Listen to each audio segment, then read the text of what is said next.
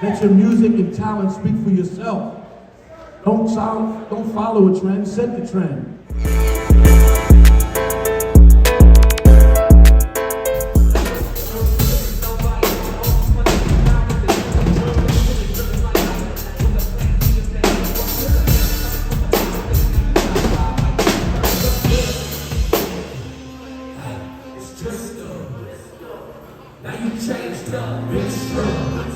Internet is a gift and a curse.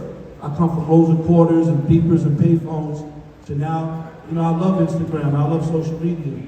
So it's changed a lot, and through the virus, that was the best part of my life because I opened up so many businesses. I opened a treatment center for drug addiction, opened up the first ever hip hop museum, recording studio dispensary, opened up a couple of cookie stores. But for the virus, the non-hustlers, they sat at home and didn't understand what to do. And I told every artist that you need to pray for venues like this and promoters like you to be in business when the virus is over, to give people these opportunities. You don't understand how blessed you are to even have this man doing this.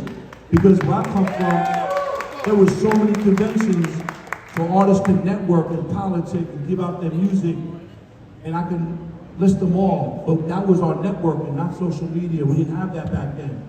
So things have changed tremendously, and you gotta stick to it. If you're a rapper, be yourself. Be a leader, not a follower. Don't cloud chase. Let your music and talent speak for yourself. Don't follow a trend, set the trend. There's too many people looking alike, sounding alike, being alike. You understand? Be yourself and let the music speak for itself. Hell yeah, love it. That's a perfect segue. Please be creative, be innovative, think out the box. When everybody's going left, you go right. Everybody going right, you go left. You're gonna get 9 no's to 1 yes. When you get that 1 yes for the person to believe in you, run with that person and don't turn back. No one believed in Nip. No one believed in Scott Storch's comeback. And when I look for somebody, I want to look for someone who's unique. Years ago it was talent, but unfortunately, I look for integrity and loyalty first, because a lot of artists get amnesia when they start getting some money and fame and they forget the people that come up with them and help them. Don't forget where you come from, because everything goes up must come down. Remain humble at all times. I'm not cocky, I'm confident that I'm a man, but I always stay humble. And then the talent, and the personality, and the charisma, and the swag, and the work ethic. If you can't outwork me and I'm 56 years old, I can't work with you. Period. I told y'all he came to drop some gems, y'all. 35 years, man. I'm telling y'all right now, the legacy is incredible. Steve, I'm gonna just say this. I'm gonna say that even me bringing you out here, I don't want to take the glory and the shine. I have an incredible team that helped me put this together, so I want to give a big shout out to them. There's no INT. Jay-Z, Nip, LeBron, Kobe, no one does it by themselves. And I don't do it by myself. You're only as good as your team, and the structure of your team, and the follow-up of your team, and the communication of your team, and the organization of your team, and the end game of your team, and the goals of your team. See, most people out there looking at the candy, not the candy factory. Everybody's like, yo, what's up with the bag? Nah, what's up with the equity? What's up with the legacy? What's up with the family? Get it? So the team is very important, and every artist out here needs to have somebody that's working with you, representing you, speaking for you. Because major businesses and major record companies and major brands, they don't want to deal with the artist direct. Unless you Drake. You understand? They don't want to deal with liabilities. And most artists are liability. They show up late, might come with the homies, might smell like weed, alcohol. You gotta act like you working at a Fortune 500 company. Be very professional. To take it to another level and make it out of your home city, and first you gotta break here, you gotta be professional. So learn how to be professional. That's the way you approach someone, you talk to someone, you communicate with someone, you follow up with someone. Because all you guys in here are networking. If you don't follow up, why did you even come out to meet these people? My Rolodex is crazy, and I use my Rolodex in a good way. So take advantage of all the opportunities in a good way and leverage that to your best ability. Love that, love that. All right, well, I want to give you guys an opportunity before we wrap up. I'm ready to kick off this competition. I'm getting anxious. These artists would want like a traditional record label deal or any capacity like that, but how can they connect with those who can really make a big change for them? And that's a great question. The first thing is to know who's who in this business. You know, back in the days, you could only read the back of the CD and see what the A&R was, but you didn't know what he looked like. There was no LinkedIn, there was no social media. So these days, you can find out who's who. Reach out to them, build a relationship organically, find out who the A&R is, the publisher is, the manager is, the road managers. Everybody always wants to go straight to the big artists. The big artists in the club looking for girls, trying to have fun, drink. He's not trying to hear from 100 people like, I rap, check out my music. So know who the coaches are. I'm the coach lasts longer than the player. Learn who the coaches are, the people that can open the doors and change your life and help you guide you through the relationships of this music industry, because this music industry is worse than the streets. But the music business is worse than the corporate era. If you don't know the business, you will get off.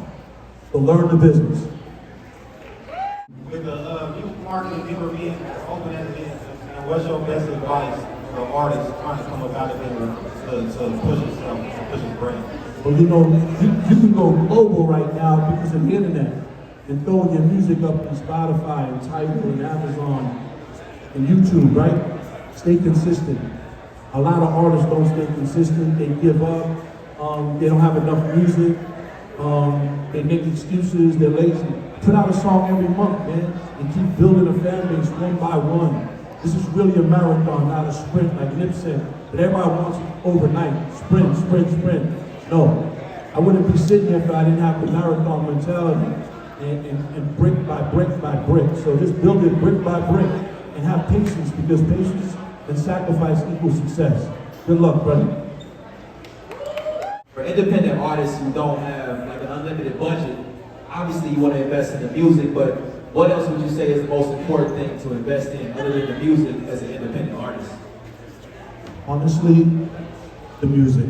The music's gonna speak for itself, and then you can upload it, put it out, shoot some videos. I come from a video budget of $1 million. Now you can shoot a video on your iPhone and it can go viral. So at the end of the day, it's about the music at the end of the day. Like, people don't understand, like Lizzo. Lizzo blew up, you know what I'm saying? But people might think, well, you know, she looked this way, she looked. There's no rules no more, man. The music's gonna outspeak the look, everything else. So invest in the music, man.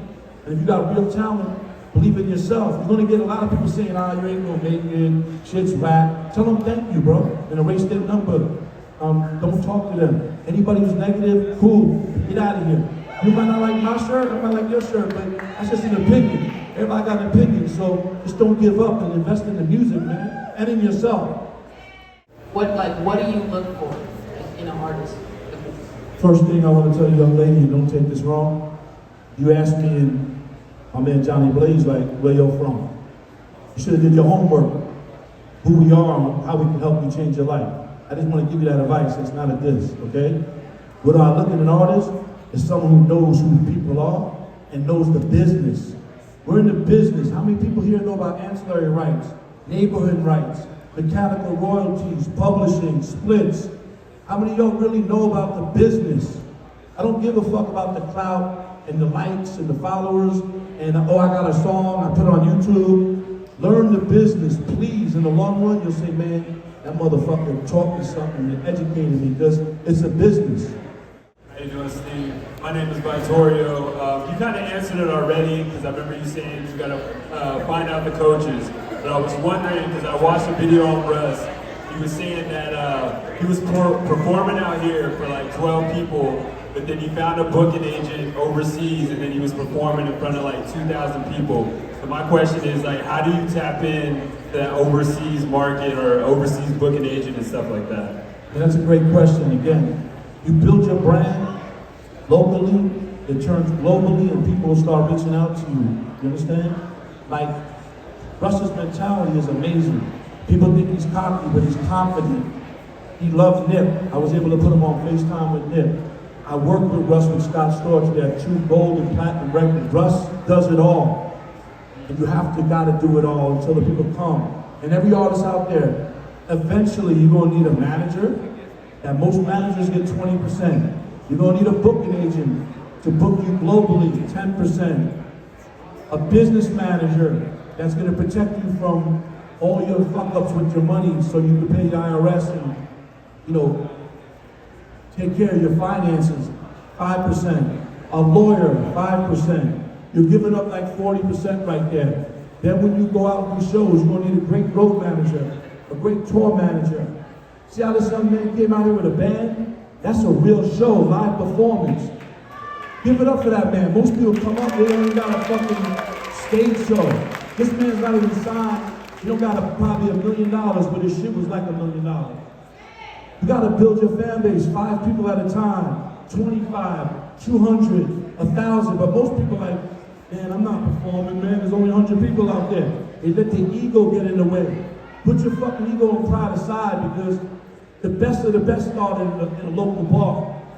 And then they laughed about it, man. So, continue success, never give up. Perform for 50, 500, 1,000. You'll be doing 20,000, man, at Red Rocks. All right? God bless you all, man. And I'm here to judge y'all. Please come with your shit. Hold on, Steve. Yes, sir. I want to know, I want you to tell everybody here. I'm a little biased, but I know this is just as important as everything else you said. How important is it for the artist to have the relationship with DJs? I mean, look, man, I come in the game through a DJ. So rest in peace, Jam Master Jay the Great.